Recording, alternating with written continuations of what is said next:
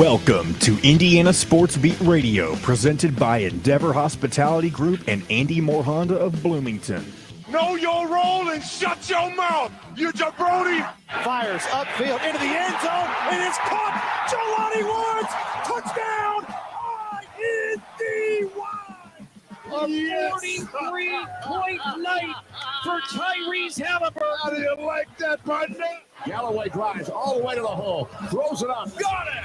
Indiana's got their first lead of this contest. I mean, that's a goddamn Emmy winner right there. Now, from the Golf Club at Eagle Point Studios, here's your host, Jim Coyle. Hello, everybody. Welcome aboard on this Friday, May 5th. Cinco de Mayo. Happy Cinco de Mayo. Jim Coyle with you, coming to you from high atop the 18th fairway here at the Golf Club at Eagle Point Studios for another edition of Indiana Sports Beat Radio. Appreciate you being here, of course, on this beautiful Friday. Derby Day, all kinds of days. Friday, Day. Derby Day. Thank you for the correction. Oaks Day, Cinco de Mayo, Friday. All kinds of days. How did you celebrate your Star Wars Day yesterday, Jim? Stressing like always. But I did see a good comment. Before I get to that, don't forget Indiana Sports Beat Radio, powered by Andy Moore Honda. Just go to andymorehonda.com to get more to your door. The best in new and used vehicles. Also, Endeavor Hospitality and the restaurants, the family of restaurants in and around the Bloomington area. Great places like BB's Market, where on June 1st you can find the Butcher's Cut opening up. Looking forward to that. Brand new steakhouse. Yes, just stressing. But I did see a good comment. Tater Algae had put it up. And yesterday there was a discussion of why was there not maybe I said that. Why was there never a war between Star Wars and Star Trek? And Taterology made a great observation that I think Star Wars was set in the past or something. But Star Trek was on either one, so not me either. But Star Trek was set in a galaxy far, far away in the future or something. It made sense, okay. but oh well. Lots going on today and to talk about. Just dropped my pen, but Indiana getting a visit today. Of course, we'll talk about that with Alec Bussey as he joins us from the Hoosier.com. Indiana's visitor here today and tomorrow.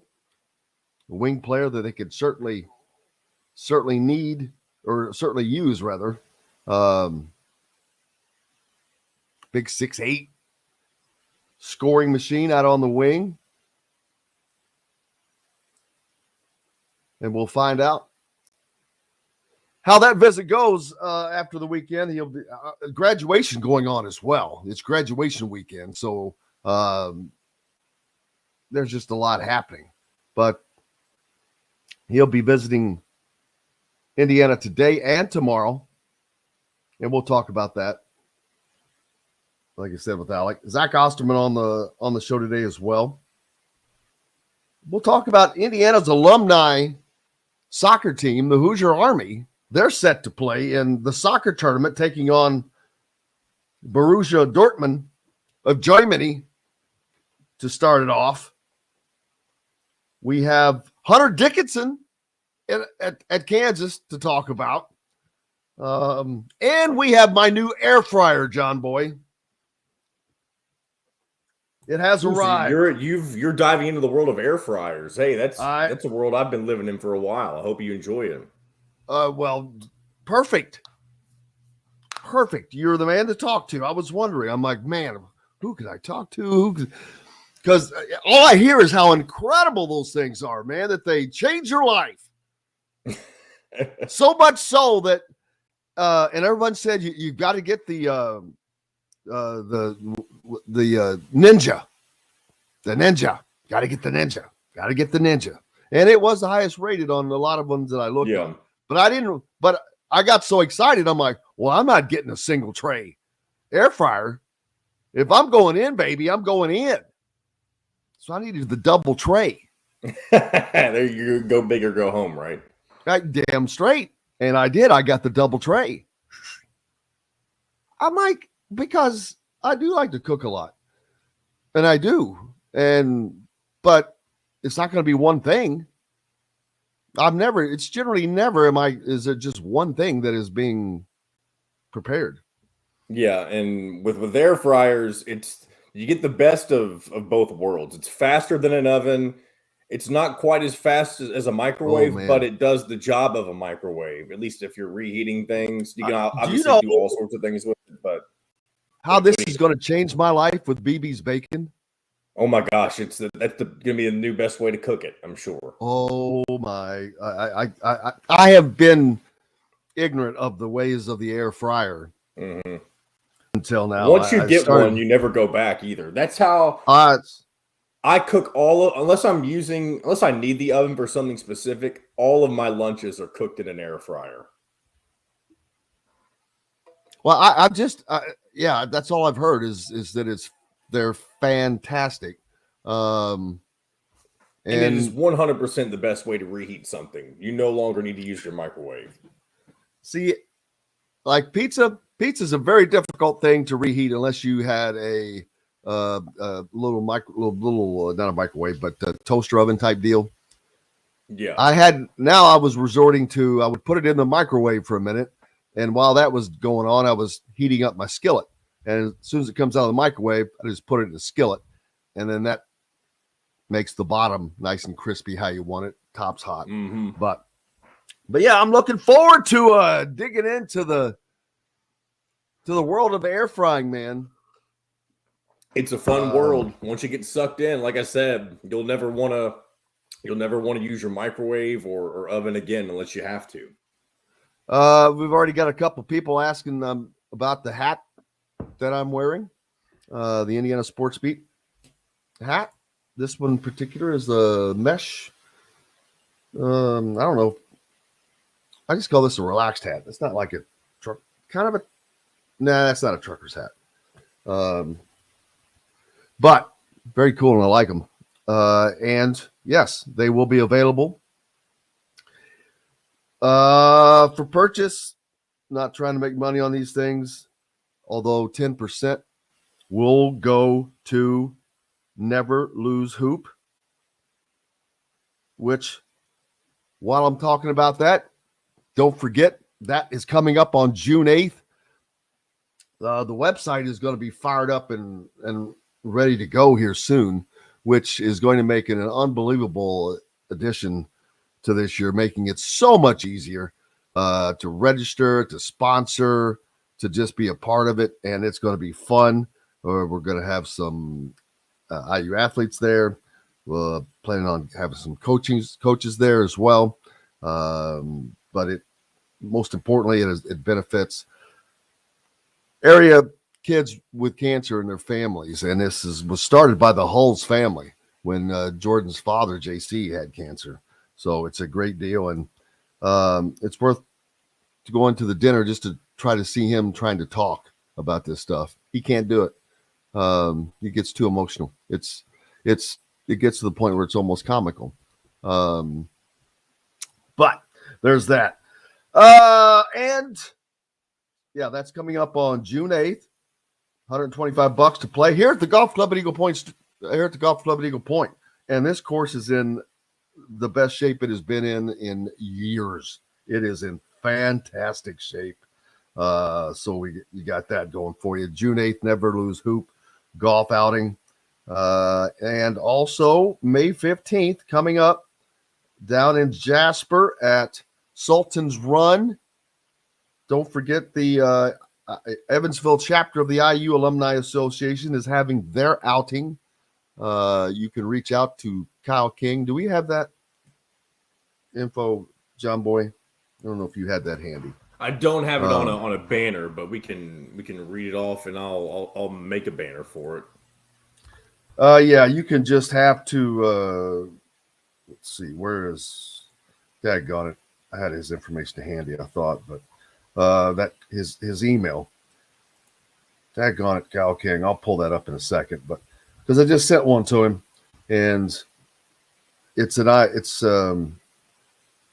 actually easy to find because it's at iu.edu.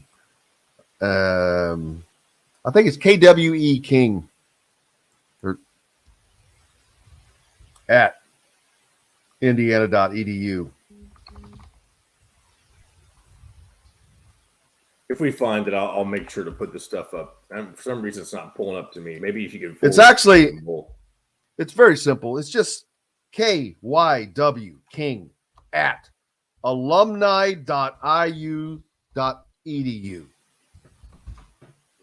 Again, that's for KY. me, it's not coming up on mine because you'll need to forward it to that's me. Fine. I don't have it. That's fine. It's just people can just listen. Oh, write okay, this down. Okay, I got you. KYW King at alumni.iu.edu. May 15th, Sultan's Run. That's an incredible golf course. One of the better golf courses in the state. But the Evansville chapter of the IU Alumni Association having outing to benefit their scholarship fund. So everything's to benefit. So we got that going, which is nice. Alabama fires their baseball coach. You heard me talk about the gambling issue that popped up. What was this, Monday? Yes, Pete, and Pete has done a great job on all this. We'll have a merchandising page. And we'll get back to Alabama in a second. We'll have a merchandising page set up for you as well. Hoodies, visors.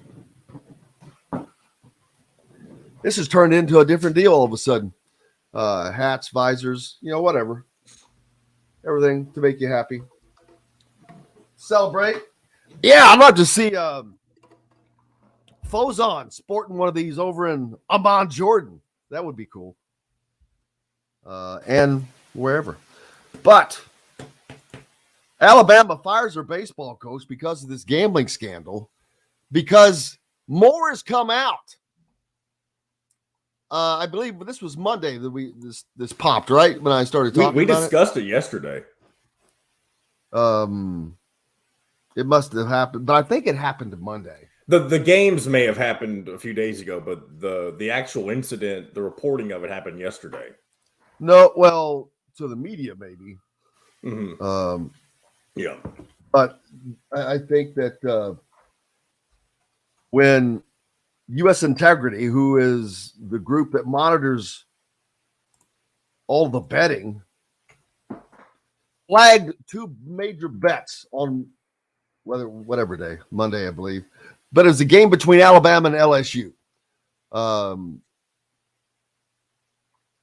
Both bets on Alabama, one straight up. I thought it was for him to win, actually. But the other one was a parlay. It turns out the guy who made this large bet in Cincinnati had been in contact and in communication with Alabama's baseball coach. Brad Bohannon is his name. That is a horrible look.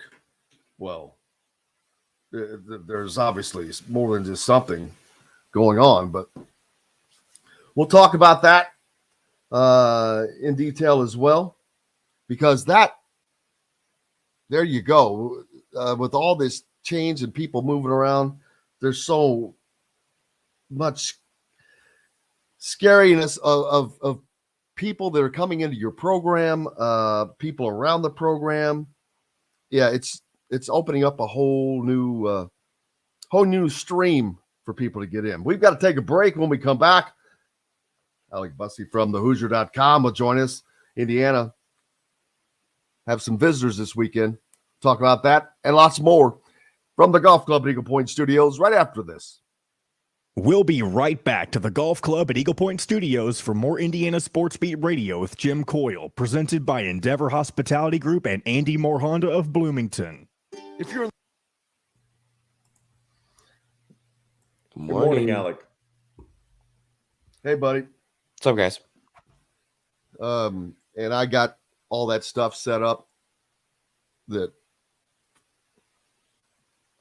because the YouTube audience can hear us, so I'm trying to. I got what you're saying. They're both set up. Well, I mean, I've got the other one set up, and I've just got to try to get that out of there today to you. Yeah, I got what you're saying. Yeah, that sounds good. Because then I drained one down to just there's still enough to take care of that. But I'm like, if I do that, then I'd endanger that one. So I'd rather it came out of this one, especially since it's new and it's the first one. And that would make my CPA a lot happier. I got you.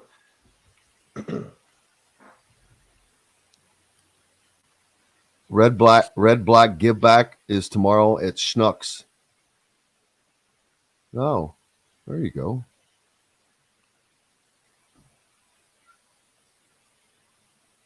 Red Black Give Back tomorrow at Schnucks from 8 to 12. IU versus Purdue alumni. Oh, yes.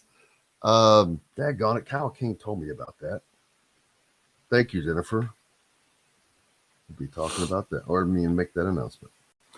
For those of you listening on YouTube right now, Red Black Give Back tomorrow that live in the Evansville area. It's a competition between Indiana and Purdue alumni clubs raising money for the Tri-State Food Bank from 8 to 12 at the Schnucks there in Evansville. And I'll do this on radio again as well. Thank you for that, Jennifer. I appreciate you. What's new with you, brother? Nothing much, really. Yeah, I mean, I'm still back close to St. Louis. Your new place is coming along across good. from the country club. I was like, well, they better hurry and get those finished. Yeah, that's good. Good to know. Yeah, not much new going on for me. I don't plan on going back to Kansas for at least a little bit longer. I was kind of planning on tomorrow, but anymore. I had no reason to go back, so I'm not going to. How's Mr. Mbako? Save that for on the air. Don't answer about Mbako yet. I'll do my best to not have a hot mic situation. All right, here we go. Check out their custom growlers. Metalworks Brewing Company has an updated menu, new brews, and will be offered in all Endeavor Hospitality restaurants. Come taste what Dr. Hops is brewing. Metalworks Brewing Company. Bring your passion and your thirst. This segment is brought to you by Southern Stone Restaurant. Now back to the Golf Club at Eagle Point Studios for more Indiana Sports Beat Radio with Jim Coyle, presented by Endeavor Hospitality Group and Andy Moore Honda of Bloomington. Welcome back, Indiana Sports Beat Radio, ISB Radio here on this Friday. It is May 5th. Oaks Day is Cinco de Mayo. And we'll just call it Happy Alec Bussey Day. Might as well add that one on to the line. How are you doing, Alec? Joins us from thehoosier.com. How's it going? I'm doing pretty good, guys. Happy Friday. I'm sure you guys are ready to get out of the studio and get home for the weekend, maybe enjoy some golf over the weekend if that's something that's up your alley. I'm deciding to pass on going to a Cardinal game tomorrow. I have been a diehard Shocker there. I've been a diehard St. Louis Cardinal fan my entire life, and I don't think I've ever passed on going to a game. My aunt and uncle have some extra tickets for Saturday's game against the Tigers, and I think I'm going to pass. They are the worst team in the National League right now, and I'm making the adult decision of making my frustrations clear with the organization that I'm not going to go. And I think the less people that are in seats, the clearer that communication is. And I was already there once this week to see Ohtani pitch, and we all know how that game ended. So, I'm going to pass on a Cardinal game, which is kind of like driving a railroad spike through my heart because it's something I never thought I would have to do. But these are the decisions that adults have to make, Jim, and I'm officially an adult for making this decision. Yeah, how bad is Detroit playing right now as well? Awful. I mean, they suck too, but like the Cardinals. So have this would be. Oh, I know, which is shocking because see that, but that's shocking because it doesn't happen. So I think they get a pass. But Brian asked my BB said I was planning on going to Churchill Downs today, and at the last second had to have a change of plans, so that's why. Mackenzie Mbako on campus today, tomorrow here in Indiana on the Bloomington campus, taking a visit. Someone that Indiana could definitely use and needs, really, out on that wing spot. Big 6'8", big body dude. They got to sell him. They got to finish it. This is one that Mike Woodson needs to finish the deal on. But I think Indiana's in a better position. I've said this a couple of times now, because they filled these other spots, even though it wasn't what they needed yet. But they filled this. They're completely full. Every spot is full, and now Mike Woodson can go to these guys and say, "You're the last piece that we need to be great," and that's a great selling point to both someone like Dingle or Mbako. And those two would be incredible pieces for Indiana, and I think would leave them in about as good a position as they could have hoped to be in. Yeah, you look at a scholarship chart for IU right now, they've got 2 available scholarships. If they're fortunate enough to be able to get both Mbako and Dingle, which I think is probably unlikely considering the situation that they both probably want in college, that would be like a dream scenario for Indiana's backcourt next year. However, like I said, I don't think that's really likely, just considering that both of them are pretty much two guards that are known for their scoring ability, their shooting ability. So I just wouldn't expect that to happen. But at the same time, Indiana obviously hosting a 5-star recruit, a top 10 ranked recruit in the country this weekend is a very big deal. His recruitment's been kind of weird. He was signed to play for Duke for a really, really long time. Things kind of fell through there. He announces that he's out of his letter of intent shortly after Kyle Filipkowski announces his return to Duke for his sophomore year, but they don't really play the same position. Maybe a little bit. Mbako can maybe play the 4 just a tiny bit. Obviously, Flip plays most of the 4, kind of like a 4-5 Flip is. But this is Mbako's second official visit, I believe. Maybe his third. I know he visited KU recently. And then I know he's visiting St. John's coming up at some point, or already has, and then also has plans to go see Louisville. Shortly after he was out of his letter of intent at Louisville, I had a source indicate to me that, or shortly after he was out of his letter of intent at Duke, I should say, sorry. I had a source indicate to me that Louisville was a potential landing spot for him. And Jim, I don't know about you, but like if you track Louisville's offseason, it makes zero sense at all. Like they were we've talked about it. We've talked about it. It's incredible. Yeah, they were one of the 2-3 worst Power 5 teams in the country last season, Power 6 teams in the country last season, along with like Minnesota and Cal and Georgetown. And they've made like no additions at all. Their most notable addition would be Sky Clark, the former Illinois point guard. And then they've added the Division II guy, I think. So maybe he goes to Louisville and just gets a ton of shots. They've made a lot of offers to people. They're getting a lot of visits from guys. Mbako is like we said, he's leaving Indiana to go down there. But Kenny Payne just has a lot of connections. I've talked to Rick Bozich about this, and he has a lot of connections. And so he's going to get the visits, I guess. But I just don't think that Louisville can be like for a couple of these guys, they're not ready to win. They're not going to win next year. They're going to win more than they did last year. But well, you can't. That's not saying. That's not saying a whole lot. So I just don't see that as if I were in their position personally. I just wouldn't see that as I don't know but you come to Indiana, you're going to get playing time if you're Mbako or Dingle, because you're needed. You're needed. You are the needed pieces. Are you going to get less? Yeah, because Indiana would be a deeper team. And speaking of that, Indiana would be a better team than they were last year. If they were able to land 2 guys of this nature, they would be a much better team than they were last year, completely spread out. They would have depth. Apparently, we thought they had depth last year, but that turned out not to be the case. You would certainly look at this as a deeper team across the board if they can fill those spots. Yeah, I think if they get both Mbako and Dingle, I can see them being better than they were this past season. I don't know if they get one if they are better, just because I don't know how much they've replaced Trace's production yet, because I just need to see the front court kind of come together and play. I still have questions about how good of a player Khalil Ware is going to be for IU. Malik Renew is obviously being counted on to take a pretty large sophomore step, I would imagine. And then even like Peyton Sparks, I don't think he's going to be a superstar in the Big Ten. I think you hope he's a reliable guy that you can kind of use off the bench or potentially as a starter if he earns that opportunity. I need to see the front court before I say that they're going to be better than they were last year, because last year's team was a 5 seed in the NCAA tournament. They were a top 20 team for most of the second half of the season.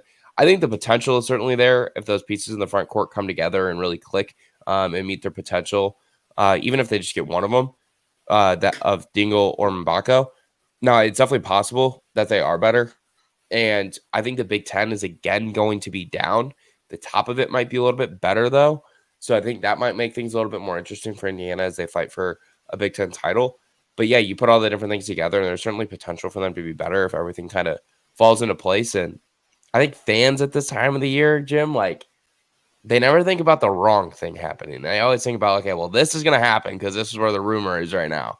And this is already set in stone. Like, this kid's already committed. This is whatever. And a lot of times it just doesn't end up working that way. And like, I'm going to use Michigan as an example from last year. Like, they thought they were getting Terrence Shannon, and then their admissions department didn't let him into school. So, you put all those things together. It's like, you just can't count on something until a kid actually commits or a kid is signed, if you really want to go to the fullest extent. Indiana has added a walk-on.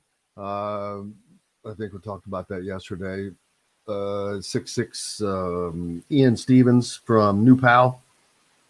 But you shouldn't be talking about walk-ons.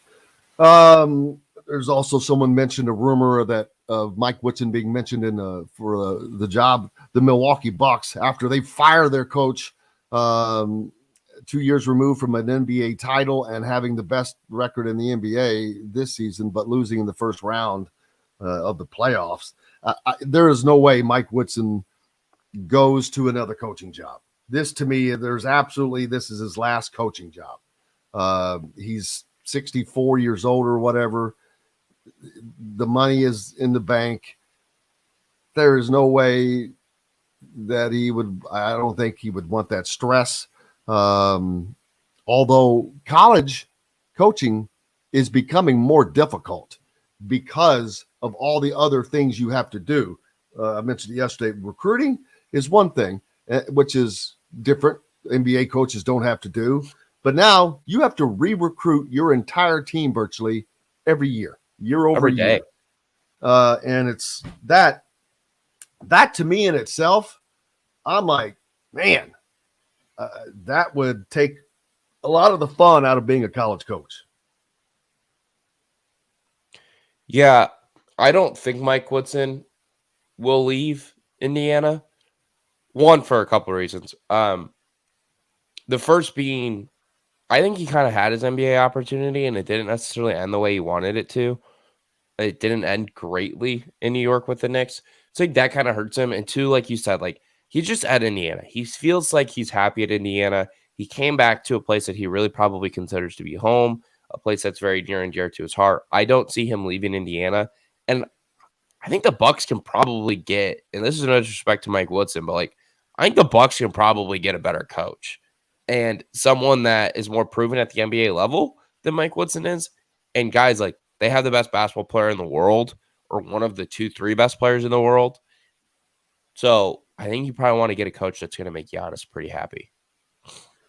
Well, I just think that with his age, that's just not a challenge that he would be wanting to take on personally. I wouldn't, but who knows? Patrick Ngamba Also receiving an offer from Indiana, Patrick Ngamba II. He's a 4-star center in the 2024 class. So Indiana still continuing to recruit that level as well. 6'10", 215 pound from Fairfax, Virginia. So Indiana is really continuing to extend their overall recruiting, but the important thing right now is filling these 2 roster spots for next season, because they are beyond crucial to what Indiana will be able to do. They need a Jordan Dingle. That's a guy. I'm not saying they have to have him. He would be really nice, but it's got to be someone like that. And they need a Ngamba,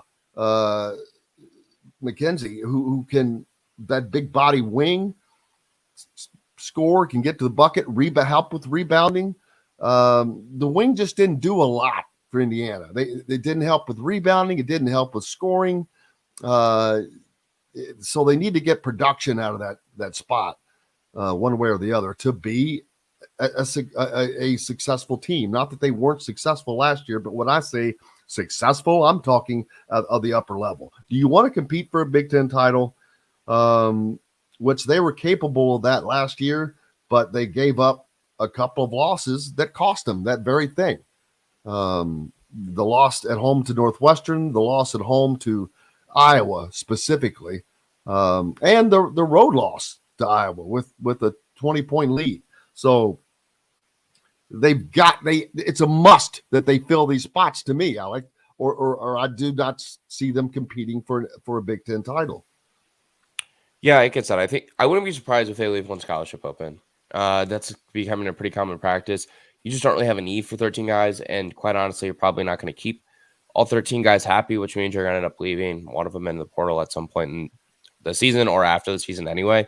So I think Indiana's probably going to hope that they just fill one of this last spot, and we'll kind of see what goes and what happens from there. But yeah, I agree. Like the current backcourt situation that they have, it's not good enough to compete for a Big Ten title. I think right now they'd probably project them to be close to the bubble, around the bubble at this point, just because of the questions that they have in the front court, like I mentioned a little bit earlier. And then also just like, I don't know who's going to score on this team at a high level besides Xavier Johnson. And I don't know if I can trust him to score more than 14 points a game. So they need someone else who can put the ball in the bucket and give them 12, 15 points a game, somewhere within that range, 11, 14 points a game, and then kind of move forward from there. Absolutely. And the visit this weekend, it's during graduation. Getting a guy on campus is of utmost importance. So getting him here, McKenzie, here is of great importance for Indiana. He does have another visit right after that. With Louisville that we talked about, but Indiana has to put on their best show, and they have to seal the deal. Yeah, I mean, this is a big opportunity for them. I don't think I expect a decision to be made after this visit. I would expect him to take all of these different visits and really make an informed decision when you're in the type of situation that he's in, where he clearly wanted to go to Duke. He had signed to play for Duke, and then things just didn't seem to work out there. Now he needs to go find another opportunity for him at the college level or professionally, if he wants to go the G League route or overtime elite or whatever it may be. So this is obviously an important time for him. He's making a ton of visits, 4 or 5 of them to be exact, and I wouldn't expect him to make a decision right after one of them. I would expect it to take all the visits, make an informed decision on all the different visits that he takes, and see where he goes from there. Are there any visits planned past Louisville that we're aware of? Like I said, he already visited St. John's, I believe, and I know he already visited KU as well. And I do think the visit at KU went pretty well. We've seen them kind of have some turnover on the roster since the start of the week. 1 or 2 guys has entered the portal. Obviously, they added Hunter Dickinson yesterday. So a pretty big addition yesterday for Indiana, for KU. Who is in Indiana? Who Indiana will play in Assembly Hall the upcoming season, so they will see Hunter Dickinson again in a different uniform. Yes. The impact on that for Kansas is massive. as that probably makes them the favorite to win the national championship, which doesn't mean a lot, but they're preseason number 1 or number 2 at this point, along with Duke, which is fun. It's fun to have the Blue Bloods back at the top of the sport after a year where, none of them played in the Final Four. We can debate about UConn if you'd like, but I don't really feel like it. So, yesterday was huge for KU, and we'll see what kind of happens for KU with the chase for Mackenzie and Baco, because they've also had some good success in the portal this offseason at the guard/wing spot. They've added that Townsend transfer, whose name escapes me, and then they also had Arterio Morris from Texas, who was a former 5-star, didn't play a ton on a pretty deep and pretty experienced Texas team last year, but showed some really good flashes this past season for Texas. Jonathan Powell put Indiana among his top 6. That's another recruit for the future. Indiana is trying to nail down. Indiana, one of many, Tom Izzo and Michigan State also on his list. Of course, Indiana, what he had to say about Mike Woodson is that he's an amazing coach coming from New York Knicks, and what he did this year, that was amazing. Indiana being a basketball school, they're known for, so the history beyond explains itself. They know my abilities, are trusting in me and calling me a great shooter like I am. I'm tall and athletic and can space the floor out. I can really cause a lot of problems on the court. Very confident kid.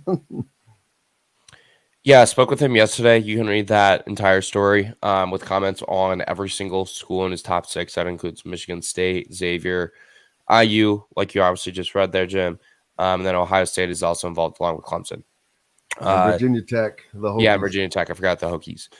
So he's got a good mix of conferences there. Kind of get a vibe that he kind of enjoys being closer to home. He's a kid from Ohio. You look at some of the schools there in the mix there. Indiana's not too far from home. Cincinnati's where Xavier is at, so not too far from there either. And then obviously Ohio State is in the state as well. So I think he kind of has an interest of staying a little bit closer to home. Didn't have that completely told to me on the record, or off the record for that matter, obviously. But just kind of a vibe I got from him, and you kind of look at the schools in his top 6, and that maybe seems to be a little bit clear. So yeah, it's certainly someone who would help Indiana in the 2024 class. Good shooter, not a top 100 ranked recruit right now by rivals, but certainly a talented player who can really fill it up from beyond the arc. Not to get ahead of ourselves, because Indiana obviously has not filled the roster for next season, but and I don't have the chart filled up. How many will they have to replace after next year that we know of? There aren't that many. This is a young team, I believe, for the most part, other than Xavier Johnson. Yeah, so for 2024, 2025, assuming that Anthony Leal and Trey Galloway both used their COVID year, Indiana would have to fill, let me count here, 1, 2, 3, 4 scholarships. But if they both leave and they don't choose, who are the 4 besides the 3 besides Xavier? They lose Xavier Johnson and Anthony Walker after the 23-24 season, and they have 2 to replace right now, or 2 to fill right now. So they would have 4. Yeah, well, I'm not counting that. So so next season though, they would only have 2 then. Potentially, if they return Leal and Galloway under their COVID year. Yeah, well, we'll plan on that. So so they got a lot of scholarship offers out for next year, and only 2 spots open at the moment. Of course, potentially 4, and whatever other attrition they have via the. Well, those guys both of those guys are coming back. Neither of those guys are leaving. They'll use their 5th year, and the only other thing would be for someone to transfer out, which is always possible if you just don't get. And are any of these the transfers 1-year transfers that they've brought in this offseason? Yeah. No, Sparks and Renew are both multi-year guys. Well, Renew is a sophomore coming. Or not Renew, sorry. Renew and Ware. Sorry. Sparks and Ware are both multi-year So guys. this is Indiana is a young team. In essence, they're going depending upon what they bring in out of the portal. That's another reason why they need more experience. While their front court is relatively experienced, you're going to have a sophomore year for Malik Renew, who played pretty well as a freshman. So you expect better in his next year. Khalil Ware as well. Then Sparks He's already got minutes. He knows what he's doing. So they're going to be a much more experienced front line. Not you had Trace Jackson Davis and Race Thompson. I get that. Those guys were plenty experienced, but there's more. There's a deeper and experienced front line. Yeah, last year you had Trace Jackson and Race, but then you went to Logan Duncombe, who never saw the floor. So these are guys that all play and probably all will play. So it should. I expect Indiana to be a really different team next year, and it's going to be interesting to see how this team develops, because it's going to be one that is not Jalen Hutchifino to Trace Jackson Davis. It's going to be it's going to be one that needs to get scoring from different venues, different people. Yeah, and that's why the targeting of Mbako and Dingle in the portal is so integral and so important to this Indiana program, because they still need guys on the perimeter who can score, especially from beyond the arc, because I still question this team's shooting ability. They don't have a high volume, high percentage shooter. At this point, they've got some guys who have proven to be good shooters on low volume. Dingle is someone who's shot it well from beyond the arc on really high volume, over 7 attempts a game this past season at Penn, and he made like 35, 36%, I believe, somewhere within that range. And then Mbako's known as being a pretty good shooter on the high school level. And obviously there's some translating things there to college that don't always hit at high of efficiency as they do in high school. But, you still expect good shooters to kind of translate and be good shooters. Absolutely. We've got to take a break. Let's do that. Indiana Sports Beat Radio, brought to you by the great folks at Hank's Pizza Mac, located right on North College Avenue, 1280. Or you can reach them, 812-330, all zeros, 0000. Go get your orders in. Back with more right after this. We'll be right back to the Golf Club at Eagle Point Studios for more Indiana Sports Beat Radio with Jim Coyle, presented by Endeavor Hospitality Group and Andy Moore Honda of Bloomington. Whether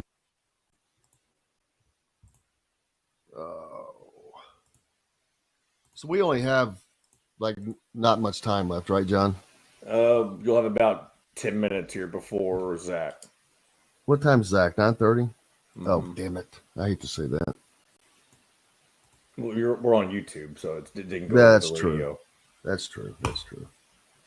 And then what time's AJ? 10:10? No, 9:50. Oh, that's even better. That's bad. I got AJ Moye on today. It's supposed to be yesterday. Well, yeah, now I understand. We had a miscommunication. Yeah, I had no we figured idea. out why. I had no idea the Valpo was over as far west as it is. West, yes, west. I had no idea it was as far west as it is. Man, it's up there in the corner.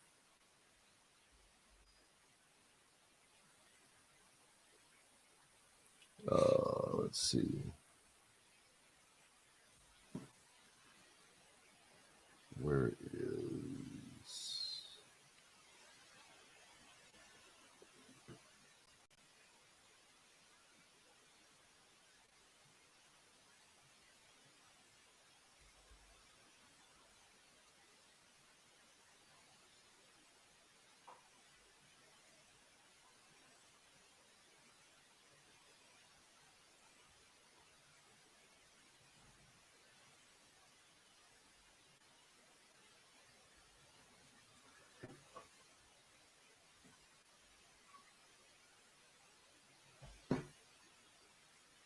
Oh, man. Kansas is just going to be ready.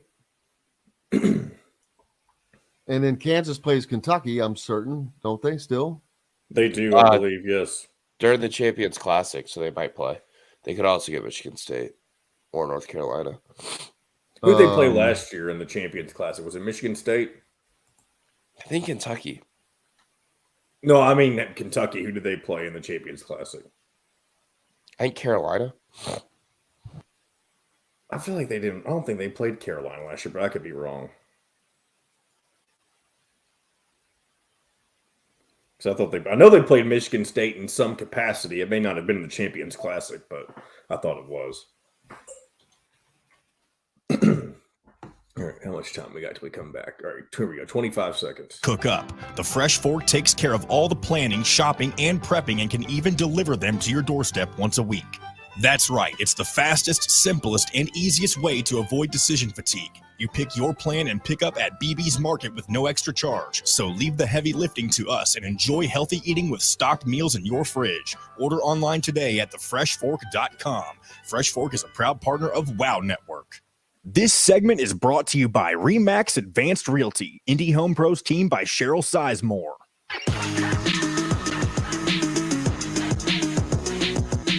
Now back to the Golf Club at Eagle Point Studios for more Indiana Sports Beat Radio with Jim Coyle, presented by Endeavor Hospitality Group and Andy Moore Honda of Bloomington. Welcome back to Indiana Sports Beat Radio on this Friday. Happy Cinco de Mayo. Celebrating that. Or Oaks Day. If you're celebrating that. There's just a lot going on. Other than that, it's a Friday and the weekend is coming. So can't complain. Alec with me right now. Alec Bussey from the Hoosier.com. How much impact is it going to make with Hunter Dickinson going to Kansas? You muted yourself, Alec. Yeah, you can unmute him. Or can you? There Yeah, we go. Sorry. They're definitely going to be the preseason number 1 or number 2 team in the country, along with Duke. They're definitely going to be one of the favorites. I really think Kansas has had an incredible offseason. They've made some really good additions via the portal, aside from Hunter Dickinson. Like I said a little bit earlier, added Arterio Morris, the former 5-star from Texas. Didn't play a ton because Texas was really experienced and really talented. Last season, obviously, they made it to Elite 8. And then obviously they added the Townsend transfer as well, whose name escapes me, but was one of the more highly regarded kids in the transfer portal. So they've had a really good offseason, and they have one of the 2 best coaches in the entire country, and they generally kind of figure it out. Kansas has won 16 or 17 Big 12 titles since Bill Self has been the head coach, and Kansas has been, and then the Big 12 has been one of the 2 best conferences in the country the last 3-4 years. And it's been the best conference, in my opinion, in the last 2-3 years. So they are going to be very good. They are going to be one of the best teams in the country. I wouldn't be surprised if they win a second national title within the last 2-3 years. So, yeah, KU is going to be very good. And I bring that up because that's what Indiana has to do. I'm not saying they have to land a Hunter Dickinson, but they have to land. You know, people always say you don't always get everyone you want. Yeah, well, that's true. But there comes a time for Indiana, and I think that time is now, that they need to get the guys they need. If they're going to make this move to get back to being Indiana, and last year I know it was fun for the fans, but it was that should have been an average year. That's what an average year is when you're competitive, but you don't win, say the Big Ten title. But if they want to win the Big Ten title, they have to land the guys. They have to get the guys they want, that they need. It's just that simple, because otherwise you wouldn't be recruiting those guys if you didn't need them. And if you don't get them, you're obviously not fulfilling your needs. Yeah, I just think KU has such great cachet right now. And it's been built up for these kids' entire lives. Like, if you look at the kids that are being recruited now coming out of high school, like, KU has always been one of the best teams in the country. Like, they've never been worse than a 4 seed in the NCAA tournament under Bill Self. And I think that even stretches back to like the 90s, actually. Indiana obviously hasn't had that success. They haven't had a ranked number by their name. They haven't had the success in terms of conference titles or NCAA tournament success that KU has had. So I think all those things kind of together makes it harder for Indiana to just go on the recruiting trail and win battles for a lot of kids that they're targeting, because they're targeting really talented players. They should. You need talented players to win. But it's about stacking quality seasons for schools like Indiana, for schools like Illinois, another one that kind of like fell on hard times, but is trying to get back to some of the success that they had in the past.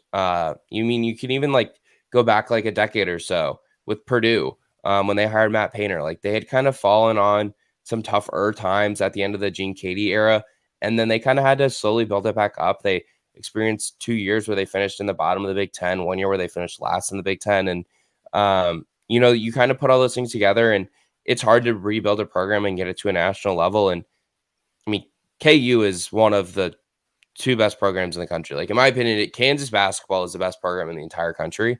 So if you're trying to compare any program to KU, it's really hard to find an easy match for them because Kansas has won like no one else has won in college basketball in the last 20 years. They still only have 4 national titles though.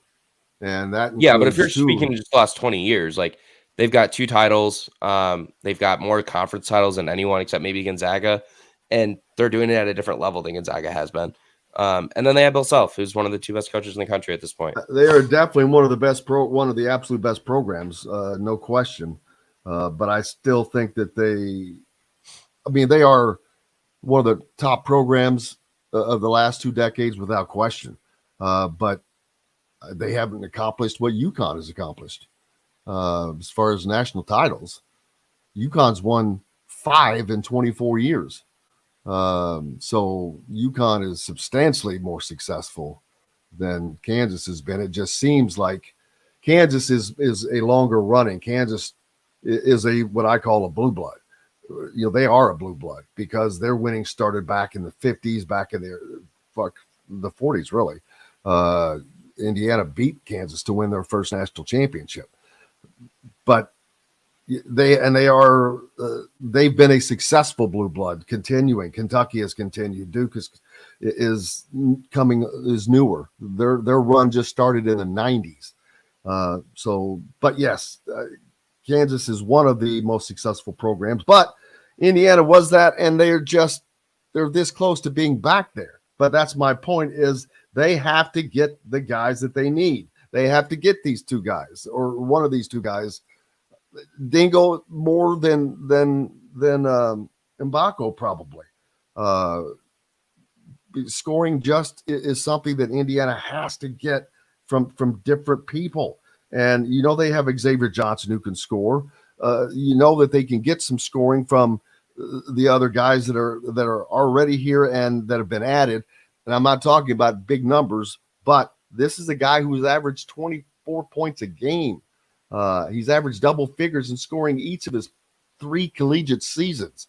So this guy will definitely score. This is someone that Indiana, or just like him, has to have. There's no gray area. You got to have them to be, if you want to win, is my opinion. Yeah, I mean, I think Dingle is their biggest target right now, and I think he's their best target just because he's older and he's more experienced. And like we said in the past segment before the break, this is kind of a team that's a little bit younger and a little bit less experienced than last year's team was. So I think adding someone who's a little bit older, someone who's proven it at the college level, even if it was in the Ivy League, is a better option for Indiana than probably adding a talented 5-star freshman who is one of the best NBA prospects in his class, even if it is a really down NBA, or even if it is a really down class as a whole. Like the 2023 class isn't viewed in the most positive light by talent evaluators. Mbako is viewed as one of the 2-3 best NBA prospects in the class, along with Ron Holland.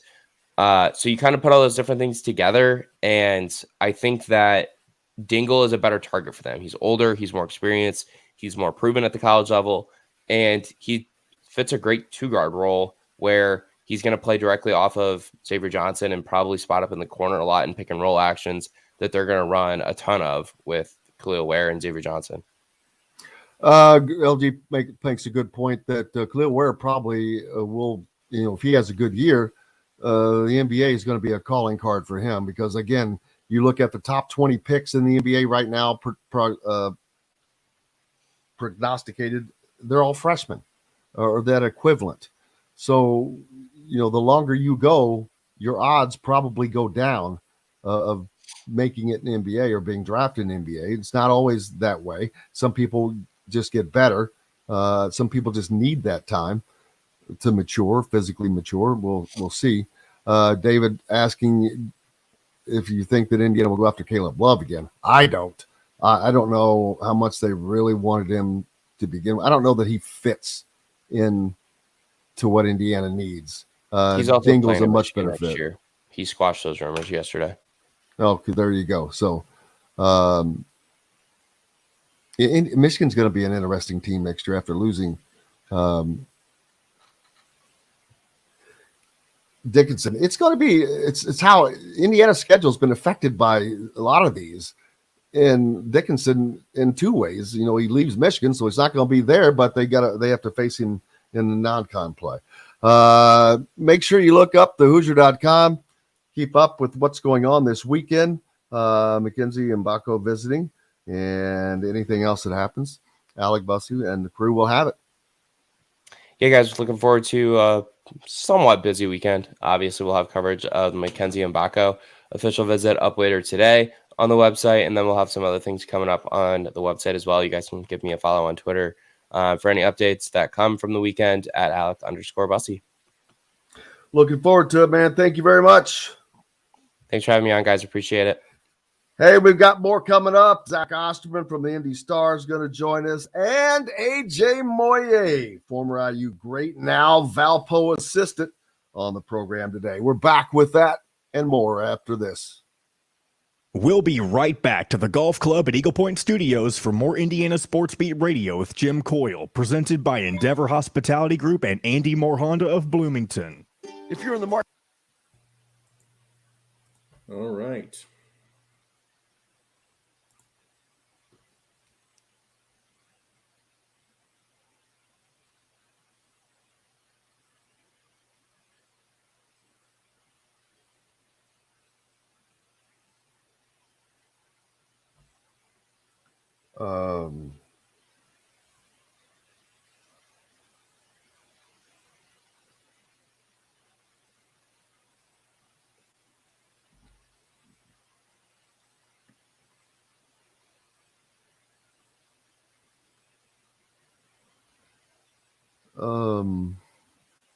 Good Lord. Nope, not doing that. Yes, I got to do that. I got to do that.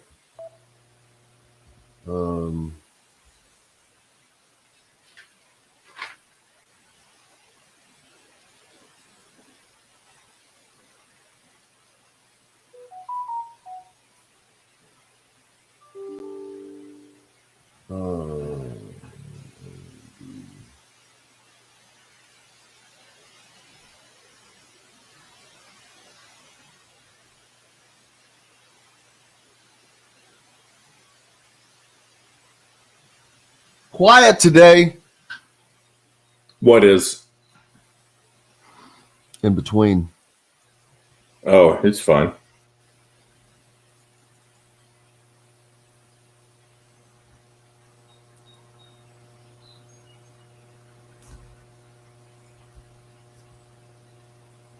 Oh, it wasn't too early for AJ. It was just neither of us realized we were in different time zones. I had no idea. I did not realize that Valpo was as far west in Indiana as it is. I just was thinking it was further over. I was thinking it was more central. Man, it's up there in the corner. Our listeners on WJOB.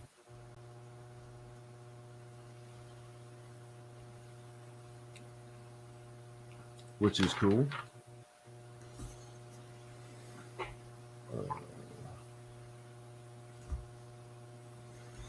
All right. Zach will be here shortly. You have 30 seconds. Hospitality's Wild Club is located next door to Southern Stone Restaurant on Patterson and Rogers. It's one of the most popular gathering spots in Bloomington. Whether you're out on a date with your spouse, friends, or coworkers, Feast Market and Cellar offers an extensive wine selection with a sommelier on staff to help you with your selections. Feast also provides a wide variety of cheeses, gourmet sandwiches, entrees, a coffee bar, bread, pastries, all made fresh and mouthwatering. Stop by Feast Market and Cellar today.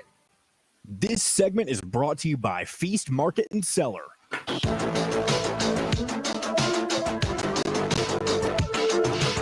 Now back to the Golf Club at Eagle Point Studios for more Indiana Sports Beat Radio with Jim Coyle, presented by Endeavor Hospitality Group and Andy Moore Honda of Bloomington.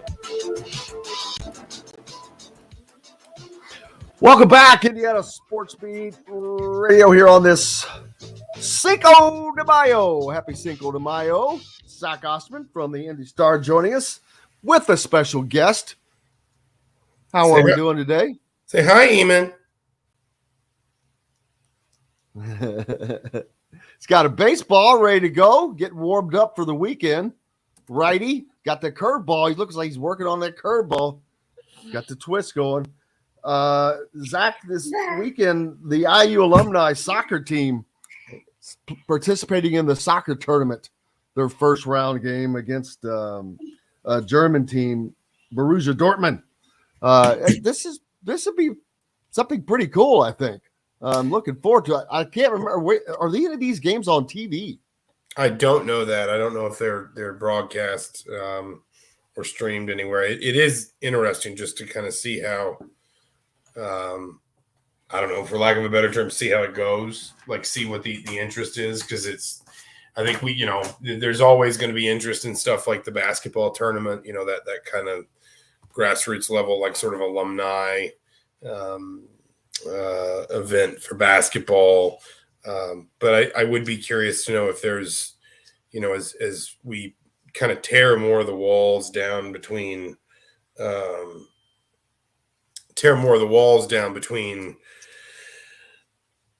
of like the different levels of soccer in the United States and the different levels of soccer internationally. Because of course, those two paths for a long time were very different. If something like this could catch on there, because there are some really big youth tournaments like the Dallas Cup and things like that foreign teams will send youth teams to, and foreign teams will scout for young talent. There are a number of events in Europe now that I think MLS academies have started sending teams to. And I think that it's just kind of interesting to me if we can, there we go. If we continue to see those walls kind of come down with something like this, if this can gain the traction to really be something that sticks, that interests people. Yeah, I'm trying. Actually, they played yesterday, so I'm trying to find out the results. I thought that game was today, but it looked like their first game was yesterday, and then I think they may have played a second game. But I'll have to find it out. But it's a cool setup. Looking to that, I've been talking some recruiting. Exactly. Earlier, we're talking recruiting. Indiana having a visit this weekend, and it's not just a visit. It's a visit from one of the guys that said that Indiana has to get. They just have to get two guys that are like this. In Dingle and McKenzie and Bucko, to be what they want to be, they have to get these guys, and that's the difference between, to me, for Indiana competing for a Big Ten title next year or not. Yeah, that's probably true to some extent. I think things have been developing more slowly with Dingle. I could be wrong. I think he's going through finals right now. And obviously at an Ivy League school, that's going to be a bit of a process. So I think I'm not positive about that, but I think things are expected to kind of, I guess, for lack of a better term, pick up with him, fairly soon. Mbako, I mean, it's listen, on the one hand, you want to be active in these recruitments. On the other hand, you're reminded when you're recruiting this caliber of player that, the margin for error is pretty slim. That, we've seen Indiana in recruitments in the past that they probably dictated the terms of in a lot of ways because they were kind of the biggest fish in that particular, tank. But I think that when you're recruiting a top 10 player, and I go back to players Indiana's gotten, like a Romeo Langford. There you go, Eamon. Sorry, he's home from daycare today, so we've got we're multitasking. Forgive me. Romeo Langford obviously comes to mind. The reality is you're going to be going up against really good programs and really good coaches, and you've got obviously Kansas. You got St. John's, but that's Rick Pitino, so you understand why things are a little different there. I know Louisville is down relative to their recent results, but let's be fair, Louisville is still Louisville. The facilities are still great, the arena is still great, the tradition's still great. There are still a lot of things about Louisville that sort of sell that place regardless of the current sort of state of things.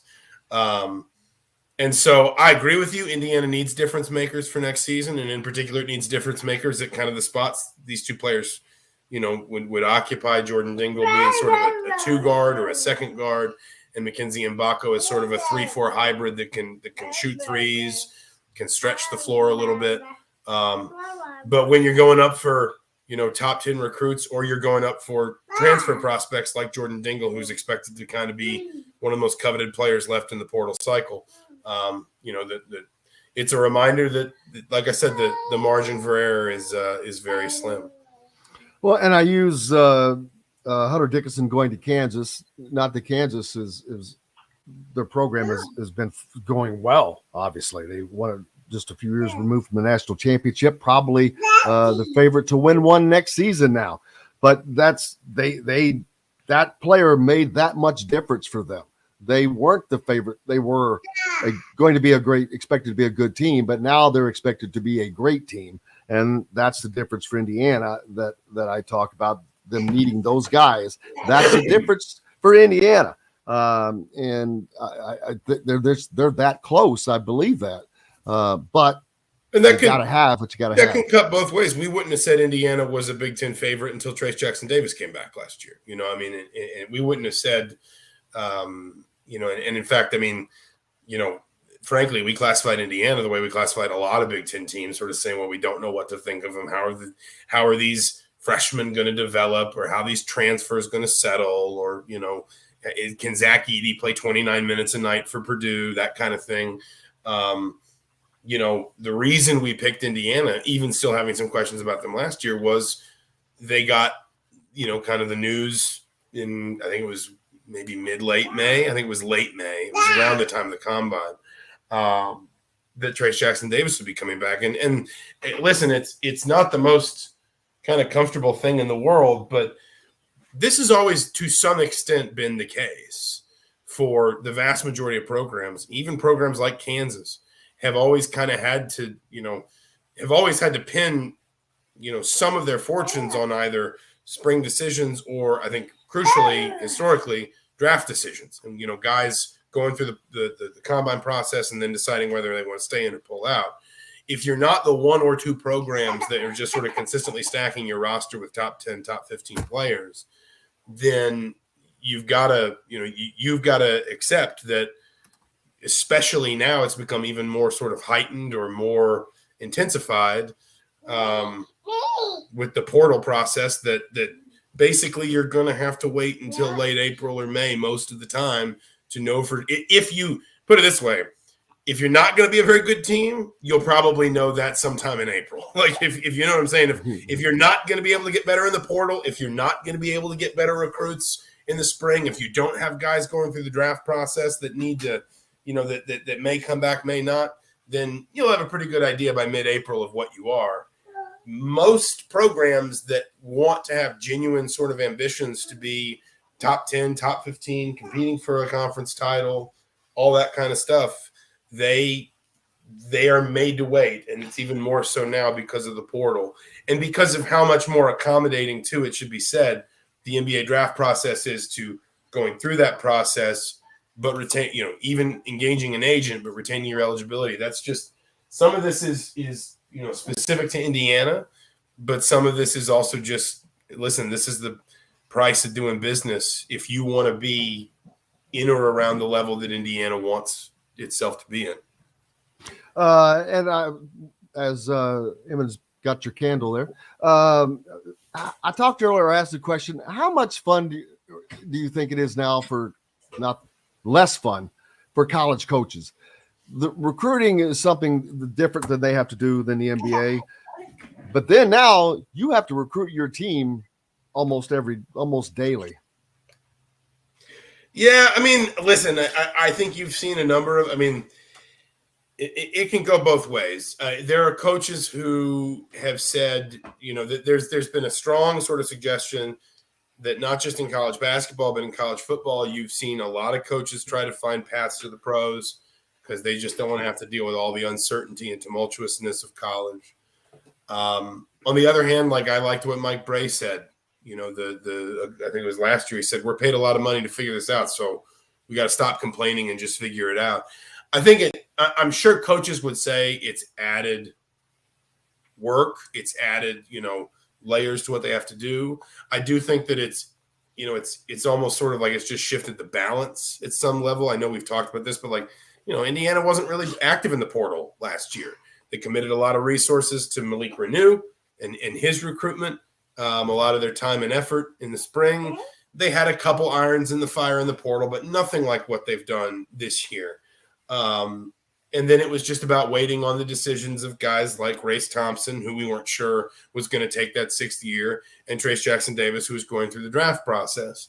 And so there are years where it's a little bit more conventional. It's a little bit more sort of familiar to the way it was maybe 10, 12 years ago and a little bit quieter.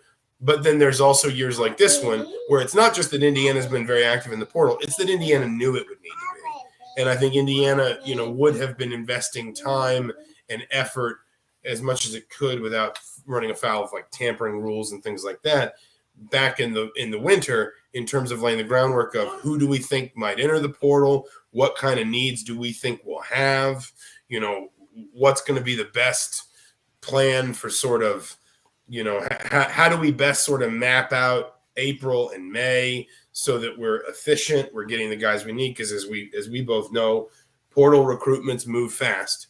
It just by their nature, they have to move faster than a lot of high school recruitments. And I think that the short answer is it's undeniable that it has added layers of complication for coaches that I think some coaches find really off-putting, really difficult. But I think there are also a lot of coaches that have just sort of said, well, this is the new formula and I've got to figure it out. And it's just part of my job. And, we've hypothesized about this. I don't know if it's true or not, that someone like Mike Woodson would look at it and say, well, I'm used to free agency. I'm used to the draft. I'm used to having to put a few new faces in my locker room every season, including maybe some guys that I'm going to need to count on for big minutes. So, the sort of NBA style of whatever, may not disturb him as much as it might a coach who grew up in college and that's all they've ever known. But we are just kind of, I guess, in a place where it's sort of like, hey, you're just going to have to figure it out a little bit because that's just the nature of it. Well, we've got one that is going to have to do that for the first time coming up. Former IU great AJ Moye is going to join us next. So he gets a taste of that with his first college coaching position. We'll be talking to him next, but he's awesome. Going to get involved in all that. Zach, can't thank you enough. What's that?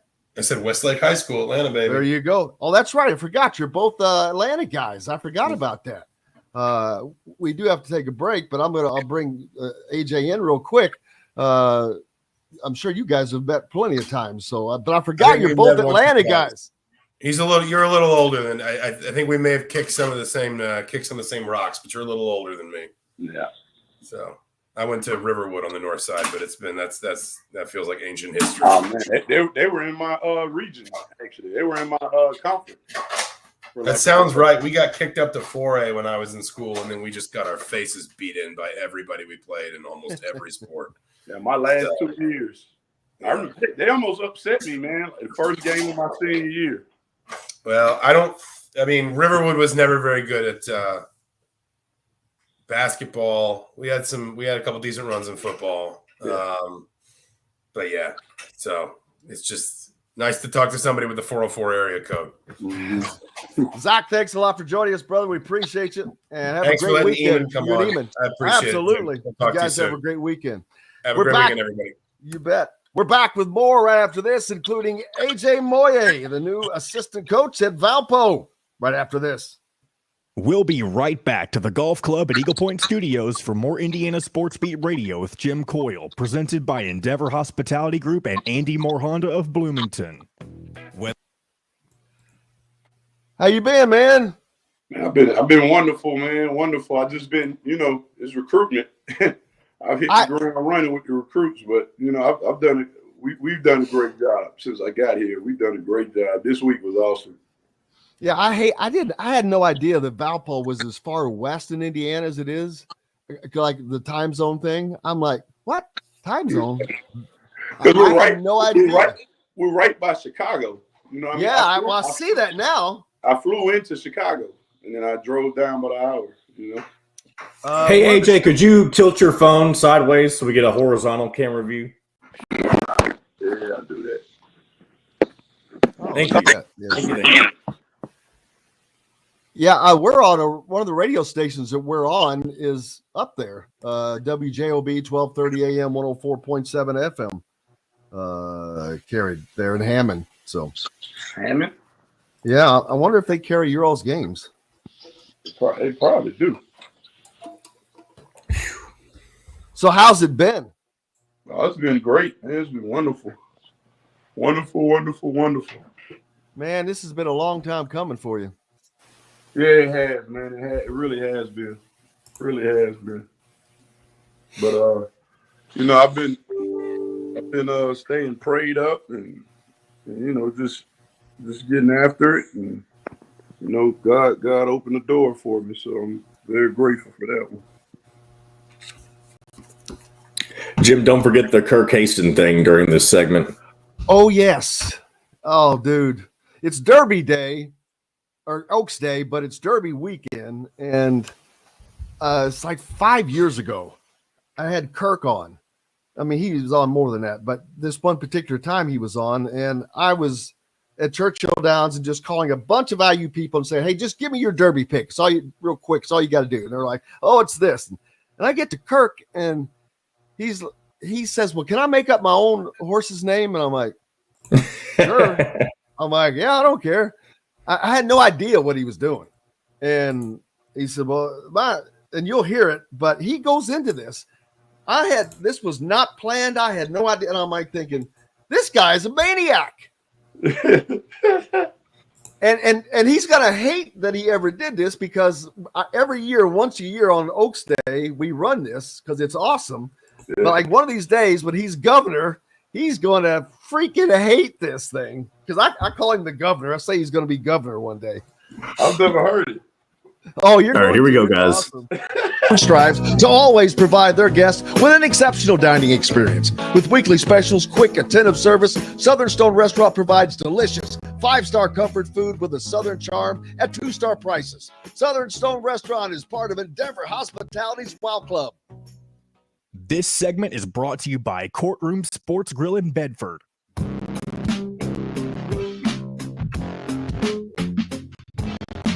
Now back to the golf club at Eagle Point Studios for more Indiana Sports Beat Radio with Jim Coyle, presented by Endeavor Hospitality Group and Andy Moore Honda of Bloomington.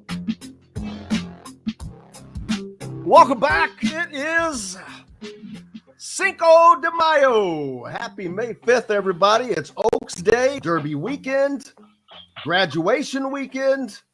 Man, what isn't going on? And guess what? To top it all off, we've got AJ Moye here. I always brag on, well, for one thing, AJ, you're one of my 2 favorite sports pictures of all time. The first one is Muhammad Ali when he's standing over Sonny Liston in that famous picture.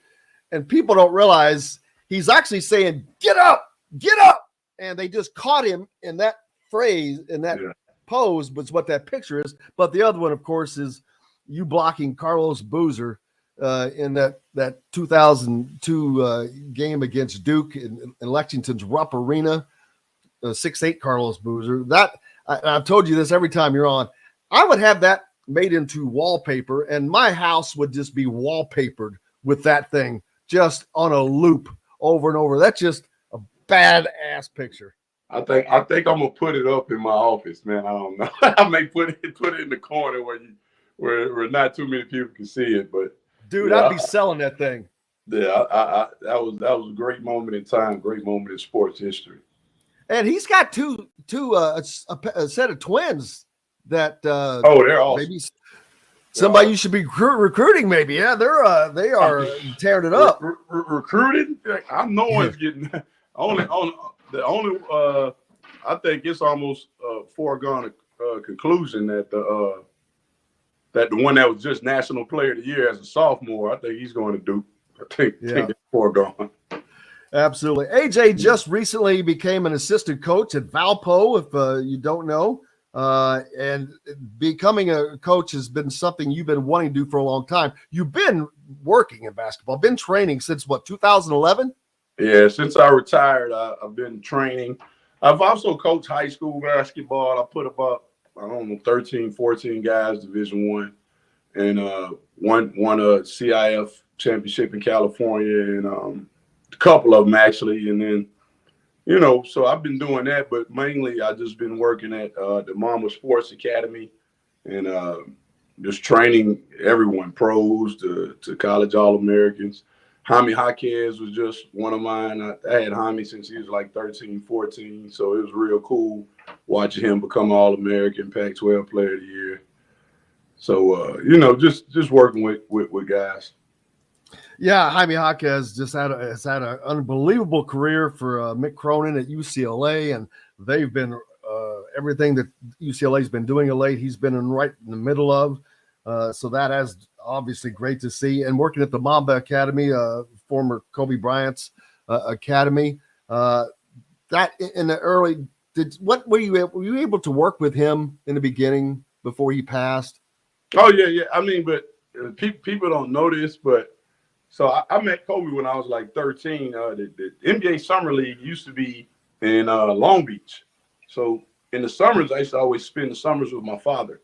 And so I told my father, I said, man, the Lakers just got this 17-year-old kid, Kobe Bryant. I want to see him. So he took me down there and I saw him play his first Summer League game. And he had like 31 points.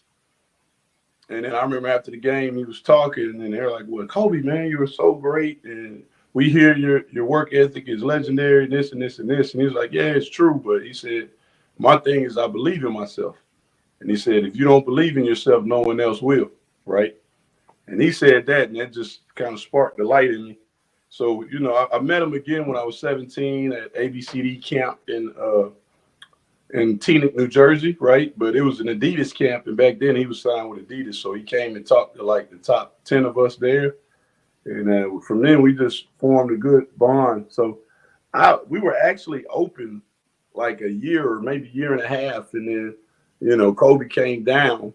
And I talked to him about it, and I said, man, you should really consider investing in this. And I'm sure our whole staff was selling them, but he ended up buying a piece of it. And then from then on, we developed a very strong bond. I used to go and help assistant coach with his girls team on practices and stuff. So, he was a good friend of mine, and I love him and miss him dearly. I can only imagine, but I didn't know that you guys already had that up and running, and he came in. So that's pretty good. That has to make it even better. The impact that he made, not only on you but on others, we've seen, because it's people truly still miss him for so many reasons. The lives that he touched. Yeah, he made the world a better place, man. And I feel like as human beings, that's all this life's really about. You find what you're passionate about, you find what you have a niche for, and then you work at it, you develop it, you grow it. And then not only that, you share it, right? And then through sharing it and through being one that can be giving and one that's passionate about something, you end up inspiring generations to come and generations that are already existing. So it's pretty cool. So now you make the move from the comfortable confines of Southern California, Los Angeles, where it's 78 degrees every day to Valpo. And that's cold, man. That's cold. That's too cold for me. We're down here in Bloomington, and I grew up in southern Indiana, which to me is south of here, down closer to Louisville. And I remember when I went to school at IU, the temperature difference. I'm like, that's BS, man. That's cold. So I don't even want to think about being up there in Valpo in those January days. But man, that's part of, you have been wanting to get this journey started into actual coaching. And this is your first collegiate coaching job. And so people go wherever you have to go. And obviously that's what you do. And how did this come about, first of all, this particular opportunity? No, for one, let me start. Like in Indiana, man, this is where I wanted to be, man. I don't care from the northern point of the state to the southern part, to the eastern, to the western, right hemisphere, whatever. I love Indiana, man. So this is always where I wanted to be. Believe it or not, this sounds crazy, right? Whenever I would have a break of any kind from work, I would always go to Indiana. I'm telling my wife, I'm like, hey, you want to go to Indiana? So I could go anywhere in the world, but it was always Indiana. Now, isn't your wife from Indiana? Yeah, she's from Southport. So I got this job, because Roger Powell, right? He was at Illinois when I was at Indiana, So, right. He won a Big Ten. He got to the Final Four. He got to the championship. So did I. And so we always had a healthy rivalry because, we're similar. He's taller a little bit, but we played kind of the same way. And so we really got after it. He told me a story that I didn't even know. I'm just nuts. He said it was a loose ball when I played him in a tournament. I think it was my junior or my senior year. And he said we dove for the loose ball. And he said I gave him a concussion. And when he told me the story, I immediately remembered. But like during games, I don't have friends. I don't have anything. It's just I gotta win. So I do remember him being like unconscious a little bit and then getting off the floor. But I didn't even realize that it was because he hit me. But I got the ball. But and then what was real cool about it, we both went pro after that. And I think we might have played 9 or 8 years went by. And then we were on the same team at the end of our careers. And then, I hate to say it, I had that stroke, remember? Oh, I forgot about that. Yeah, I had that stroke. I'd probably still be playing basketball. I'm so crazy that I love basketball so much, and I love playing so much. It's ridiculous. But, yeah. It forced me to kind of look at life differently, especially since I had a daughter, and I just started slowing down a bit. And then Roger told me, he was telling me about how he was going to jump into coaching with Bryce Drew. And I told him, man, that's a good idea, good luck. But me and Roger, we always kept contact. So we would always talk anywhere from 4 to 6 times every year. And then our faith is the common denominator with both of us. We're strong believers in his love, his word, his passion, and we passionately love Christ, So we had that bond, and then it was just, man, it happened like 2 weeks ago. I still remember it. It was Saturday, like 2 weeks ago. He calls me. He's like, "Hey man, what's up?" And I had got up like 6 in the morning, because my son wakes up at 6:50, 6:40. I got him some breakfast and set him down. Bella comes creeping around the corner, my 4-year-old Bella. I said, all right, get her some breakfast, and then I put her down. And then my wife wakes up about an hour later, and she comes in with our youngest daughter, Lola, and Lola's only like 4 weeks old, so she was like maybe a week old then. And then, Roger calls. He's like, "Hey, man, what's up?" I'm like, "Well, I'm just, getting breakfast for everyone and just sitting down." And then he's like, "I've been praying every day for about 6 days straight." And he says, "Every time I pray, and I say the prayer, and he said, because I was praying about who to fill my staff with. He said, I keep coming back to you. And I'm like, what? And he's like, hey man, if you would love it, I would love to have you on my staff. And I was just like, wow, wow. You know, I was saying wow, kind of regurgitating wow over and over. And my wife's like, what? And I'm like, I'm going to Indiana, you know. I told her about it, the position. And so I immediately took the position. I immediately took it because I passionately and glowingly and just I love basketball. And I always wanted to coach in college. And I always wanted to coach in Indiana, you know what I mean? So I really feel that, man, God answered a prayer and God provided me with an opportunity. So I've just been trying to fulfill that purpose. You talk about the toughness that everyone remembers that you played with. Dane Fife, you can think of guys like that as well. But is that toughness missing in today's players, or were you guys just too crazy? Yeah, I think it's a double-edged sword. I think the answer is in what you said. I think we were. I don't even know if we were crazy, but you know, it comes down to Coach Knight again with his great. And he was telling me about the team, and he was like, you know, Coach Knight recruited certain type of guys, you know, so he knew he had a good pulse of his team always, and he always knew. You know, he wasn't so much a fan of like, I'm gonna go get the athlete or get this guy that can, you know, windmill and touch his ankles. Coach Knight was like, oh, this guy sprints everywhere. Oh, this guy hustles everywhere. Oh, this guy dives for everything. Oh, this guy just got a rebound. He just got a block shot, turn the ball.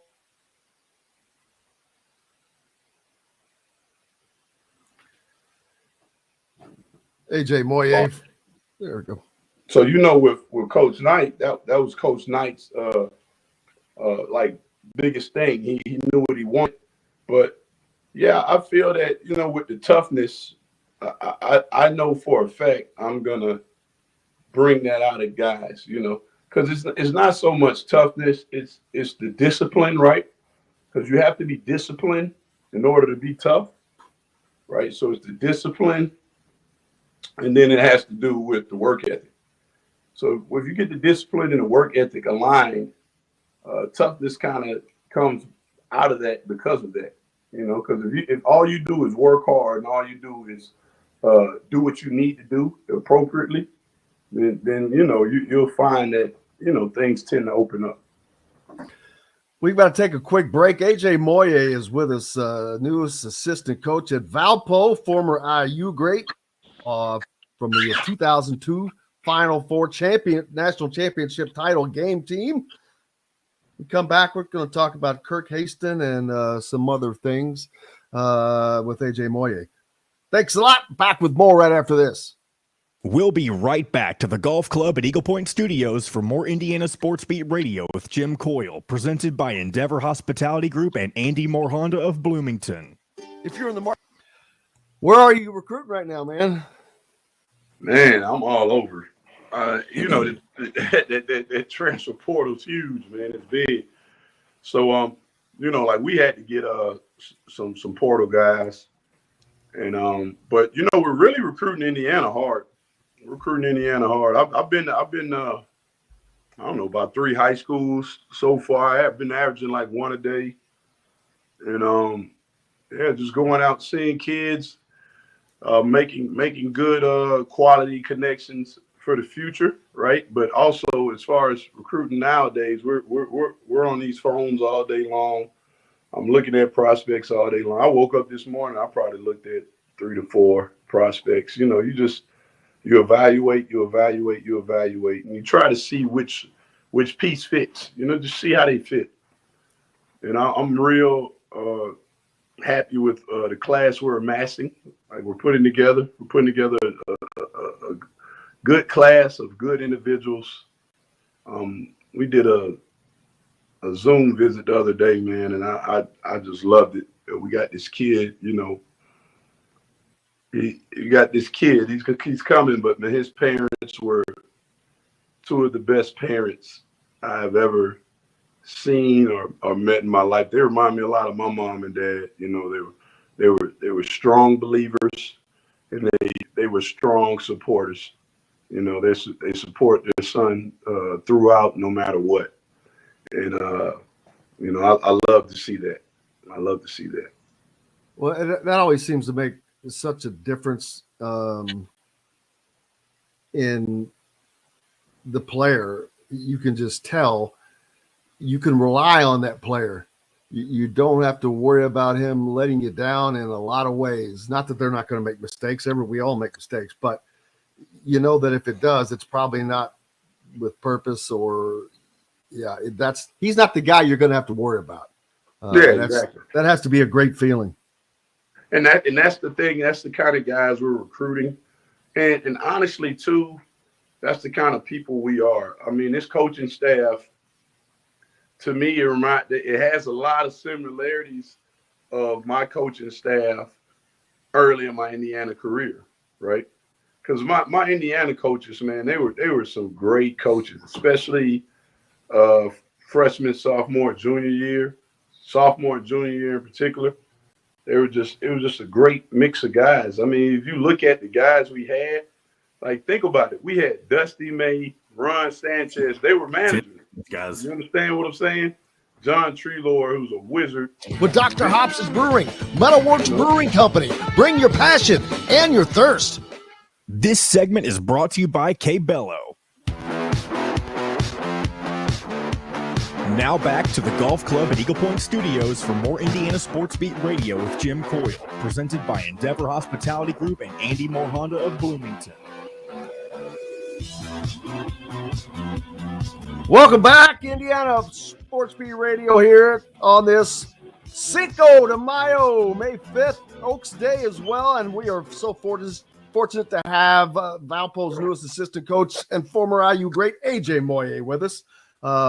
He is out on hitting the recruiting trail, and we've talked about that and a lot of other things. But there's so many great things to talk about, AJ. Right now, and this I've come up with this without even researching at all. But of course, you got Mike Woodson at Indiana. You got Michael Lewis and Jamal Meeks at Ball State. You've got Dusty May and I can't think of his first name. It's Abernathy, he's the son of a former great Tom Abernathy. I think it's Todd Abernathy on his staff. Then you've got Micah Shrewsbury at Notre Dame, who was born in Jeffersonville, Indiana, and went to school in Indianapolis. And, you know, that's just off the top of my head.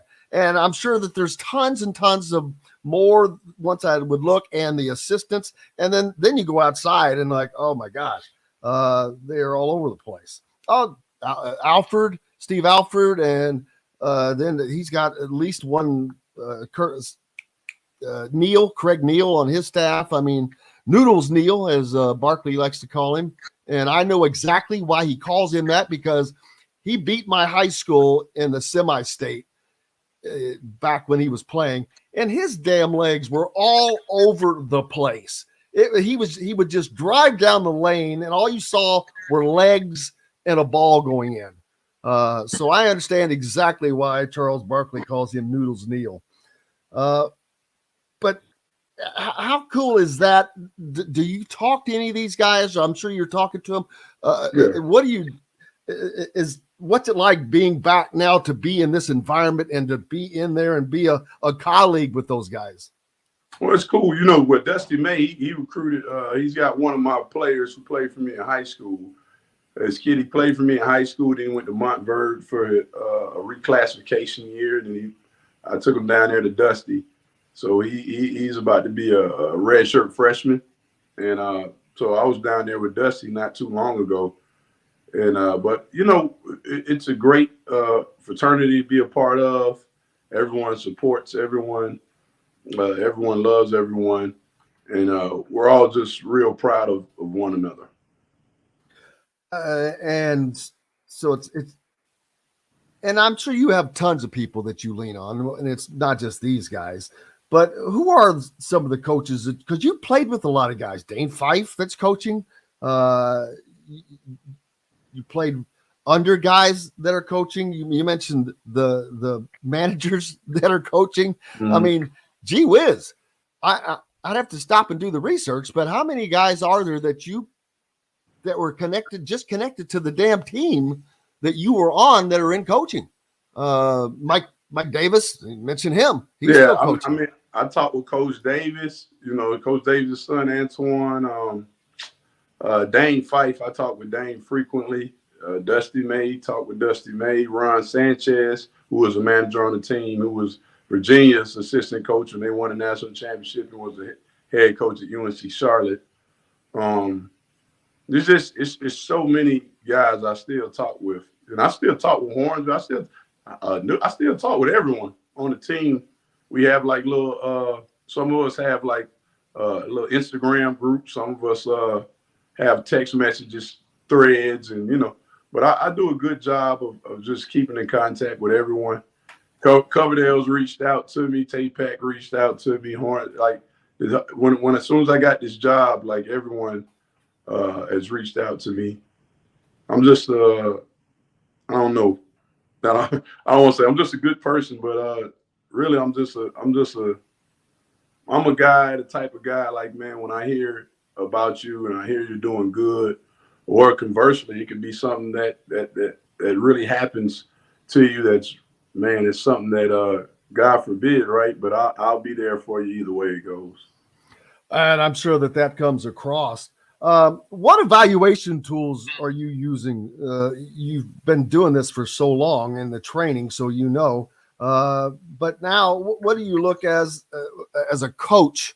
What are you looking for? You were looking as a teacher before, and you're still going to be doing that, I know. But there's a lot of other things that go along with your job now that you didn't have to do. So, what are you using to evaluate? What are you looking for in a recruit to get to Valpo?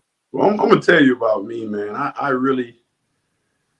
The one word I don't really like is coaching, a trainer, or anything. I really feel like you have to meet people with your heart, right? And once you meet someone with your heart, when they say, oh, okay, this guy has a heart for the game, all right? Then they say, oh, he has knowledge for the game. I think you can get through and you can reach anyone. But what I look for, me personally, I love kids that continue playing hard no matter what. I was watching a film just yesterday on a kid. I'm not going to say the kid, but the kid blocked the shot, right? His teammate got the ball, started dribbling up the court. His teammates gets around half court, he gets ripped. So this kid might be at the other 3-point line. He gets ripped. The kid sprints back down the court again and blocks the shot. So it's 2 blocks within a matter of 7-8 seconds. And it's a whole lot of effort on both of them. And I was like, wow. So I like guys that kind of have a relentless spirit about them, have a relentless pursuit. And then I love guys, that have a high understanding. I love guys who move well without the ball. Like, oh, I'm on weak side. My man turns my head. Let me cut down the lane, get this layup, get this dunk. Oh, let me cut to the middle of the floor. I'll shot fake, dump it off, get a little easy pass to my big man for an assist. So I look at how guys play the game, and then I also look at how they compete. And then the most important thing to me too, I see how they defend. Like if they're a kid that has no interest at all in playing defense, then you definitely don't want to play for me because it won't be good for you, man. If you play for me and you don't give any effort on the defensive end of the floor. Going back to 2002, I saw all of that run. I was in Lexington at Rupp Arena. I was there just as a fan. I was not working, fortunately, because it's not often that you get to enjoy things like that. And it was ironic because I was sitting in the end zone at a decent seat, and the people sitting right behind me were UK fans, and they were cheering for Indiana, and it just blew my mind. It's when y'all were playing Duke, and I'm like, and I said, why? He goes, well, we hate Duke. I'm like, yeah, I get it. But I'm like, I don't care if Kentucky was playing Russia. I'm like, I'm with Russia. I'm like, Vladimir, get him. But that was wild. But that game is just something that has to be something that will always just be there for you. Not just the moment we talked about, but 17-point comeback, reigning national champion, Mike Krzyzewski, Carlos Boozer, all that stuff. That team was the reigning. It was just, and you guys were, I don't want to call them a bunch of ragtags because you weren't ragtags, but it was more effort than anything from that team, from you, from Dane Fife, from Tom Coverdale. Of course, you had Jared Jeffries, who was phenomenal. Having Kirk Haston, do you think you would have won a national championship if Kirk had been there? I mean, if all of us would have been healthy, we'd have won it. People don't understand. JJ's ankle was done. Like, his ankle was all type of messed up. Coverdale's ankle was all type of messed up. Yeah, he couldn't move hardly. I pulled a hamstring in the Final Four. To win a national championship, man, it takes grit, it takes determination, it takes passion, it takes unselfishness, right? But then you also have to be lucky enough to be healthy enough. So usually the healthiest team will always win. You know, whatever team is the healthiest, they're normally that's normally going to be a national champion. So I feel like if we were healthy, like the Cubs didn't have that injury, JJ didn't have that ankle, I didn't have that hamstring. I like our chances. Absolutely. And speaking of Kirk, I don't want to miss out on this. It's Oaks Day and Derby weekend, of course. And I think it was about 5 years ago. When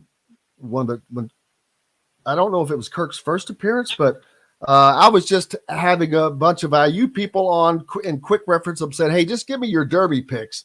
And well, when I get to Kirk, here's what Kirk's response was. He wanted to make his own. Well, the Derby favorite is, of course, Who Smelt It and Dealt It. But this is, I think it's because of this heart has such a big heart, and it's going to be it's not going to be the favorite, but it'll be one that gets a lot of action. Heart is Hearted, and we're just going to really pull for him down the stretch. So we'll see how this goes. How do you think it's going to turn out? Well, I think it's going to go something a little like this.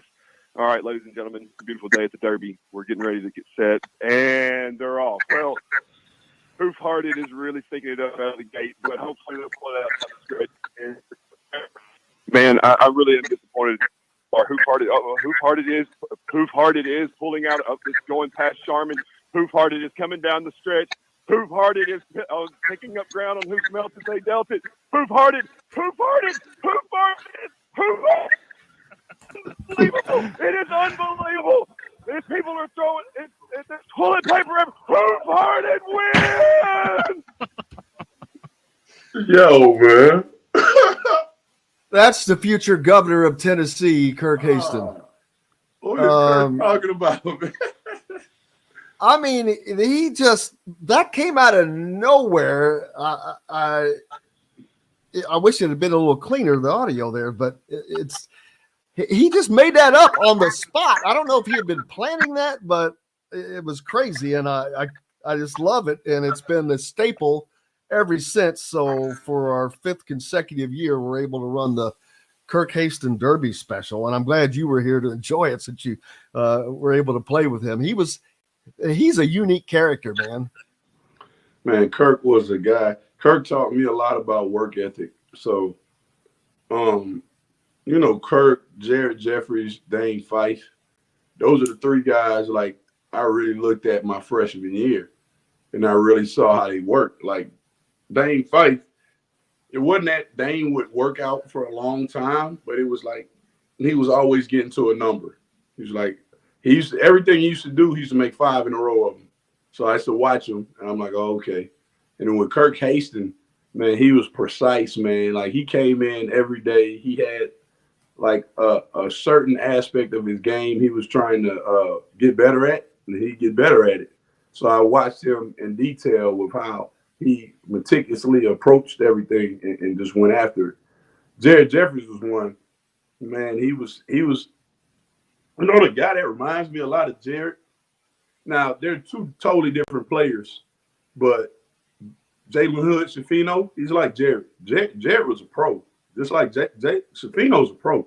Like this guy comes, he works, he gets his work in, he takes care of his body. You know what I mean? He does a lot of things that are going to translate, right? So you know, those three guys in particular with me were Kirk Hastings, Dane Fife, Jared Jeffries. They taught me a lot about work ethic. How much are you able to follow? I know you have your own things to do and own things going on, especially now being an assistant at Valpo, but how do you follow Indiana much? What's going on with them, especially now that you're back in the state? Not at all. Not at all, man. You know, because you know, coaching college basketball, man, is way different. I mean, I got that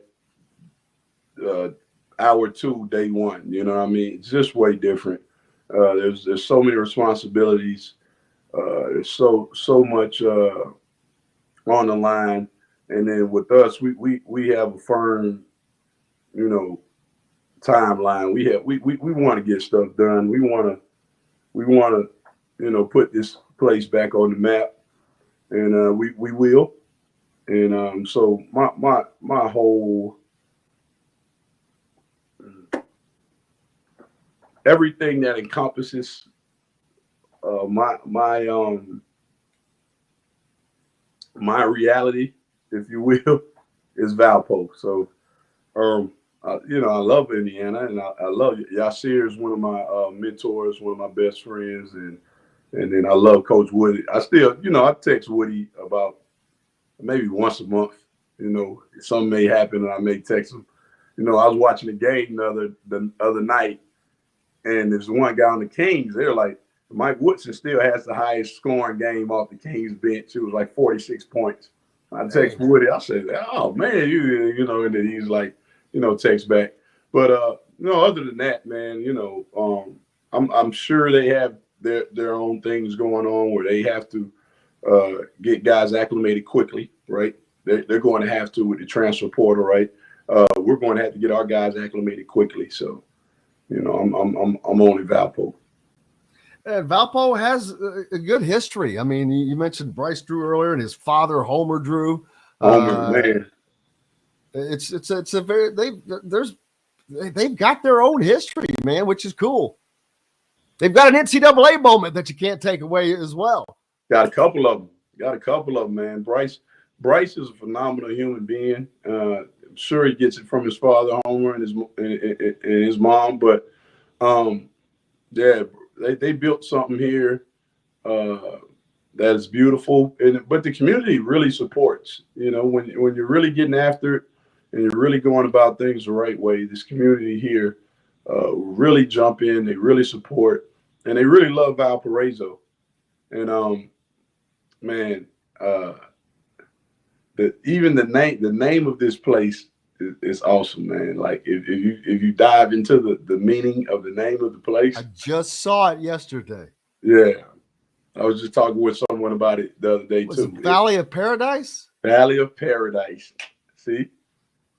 I just learned that. Yeah, that's ironic you bring that up. I just saw that yesterday and looking at some stuff. Yes. Yeah, I was like, wow, that's pretty, that's dope. You know what I mean? That's the name of it.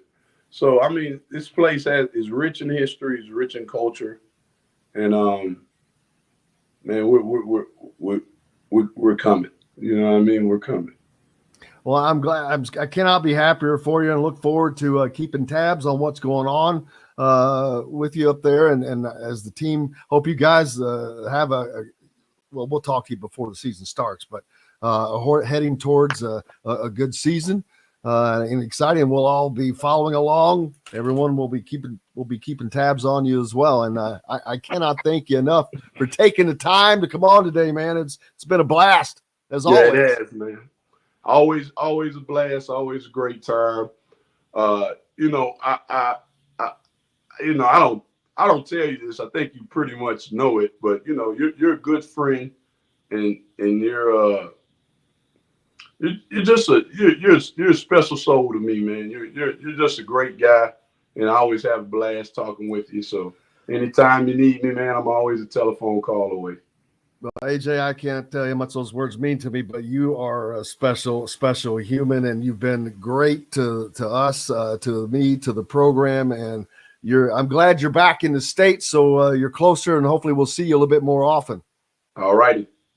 AJ, good luck, brother. We'll keep up with you. Thank you so much. AJ Moye, Indiana great, and now Valpo assistant joining us here on Indiana Sports Beat today. Thanks a lot, AJ. And we'll see you again soon. And thank you for being with us today on another fun one. Thanks to Alec Bussey. Thanks to Zach Osterman. Thanks to John, the producer. And again, most of all, thanks to you. Thanks to AJ Moye, of course. Go out and have yourselves a great weekend. Hope you enjoyed it and have fun. Until Monday, I'm Jim Coyle. I will see you on the radio. Thanks for listening to Indiana Sports Beat Radio. Be sure to subscribe to our YouTube page for more clips and team coverage of Indiana basketball, football, and more. You can also find full episodes and tons of other content on thehoosier.com. We'll see you next time for another edition of Indiana Sports Beat Radio.